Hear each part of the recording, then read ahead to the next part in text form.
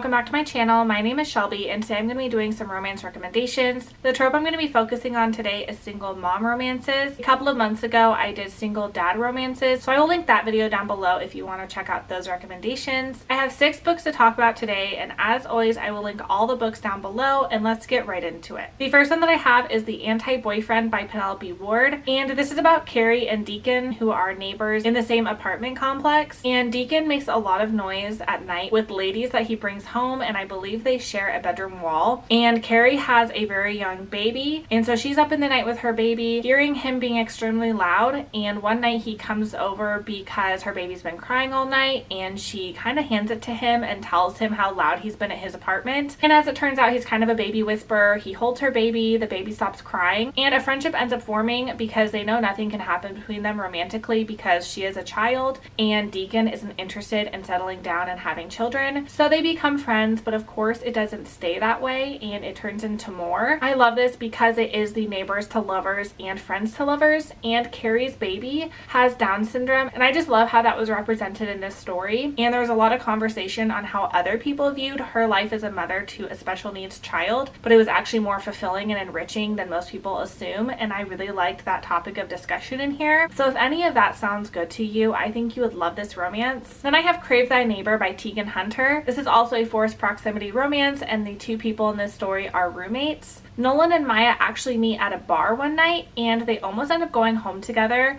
There's a strong attraction between them, but then in the next breath they learn that Nolan's best friend is dating Maya's best friend, so they have mutual friends and it becomes pretty off limits. He learns that Maya is in need of a place to stay. She has a son and they're getting kicked out of their apartment, and Nolan ends up having 2 extra rooms at his apartment, so he offers to rent them to Maya and her son. He isn't interested in having kids, so he's kind of kicking himself for inviting a kid to live at his place, and there's an attraction between them. So anytime that the son is staying, I believe, with the father, there's a lot of tension between them, and of course things get pretty complicated because they live under one roof and she has a son, so she has to think about him as well. This one was short and steamy and fun, and I would definitely recommend it. Then we have The Air He Breathes by Brittany C. Cherry. This is about Elizabeth and Tristan. They are both very damaged main characters. Elizabeth's husband has died and her daughter leave their home and stay somewhere else while she grieves, but I think several months after his death she returns to their home and decides to kind of pick up the pieces of her life, and that's how she meets Tristan, who is her next door neighbor. He had just moved in while she was away,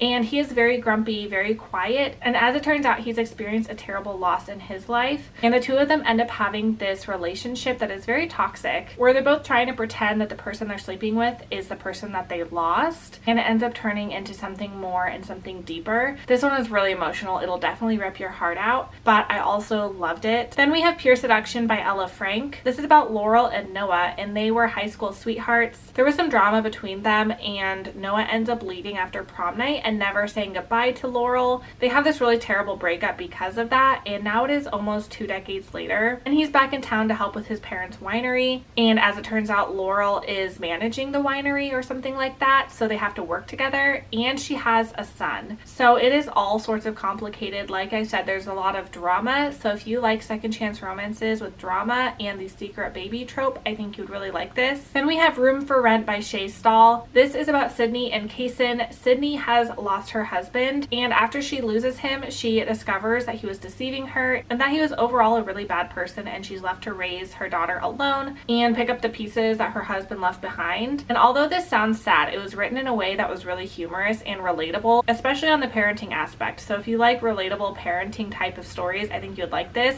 And this is an older woman, younger man romance. So our hero is a college baseball player and he needs a room to stay in, and the heroine needs money, so she rents out the apartment above her garage to the hero, and that's how they end up forming a relationship. And this one was really good. It was a lot of fun. It was a sports romance, single mom. It just had a lot of things that I really enjoyed. The last one that I have is The Match by Winter Renshaw, and this one is also a sports romance, but it is a tennis sports romance. It's about Rossi and Fabian. Fabian is a pro tennis player, and back in the day he had donated some sperm to a sperm bank, and Rossi is recently out of a relationship and she's getting older and she really wants to have a child, so she had one through a sperm donor, and as it turns out Fabian was her sperm donor, but you're never supposed to find out the identity of your sperm donor. There was some clerical error at the fertility place and that's how she discovers that Fabian was the father to her baby, and he discovers that he has a child. So they come into each other's lives, and even though he never wanted to have kids, he decided he wants to have a part in his child's life, so he temporarily moves into Rossi's house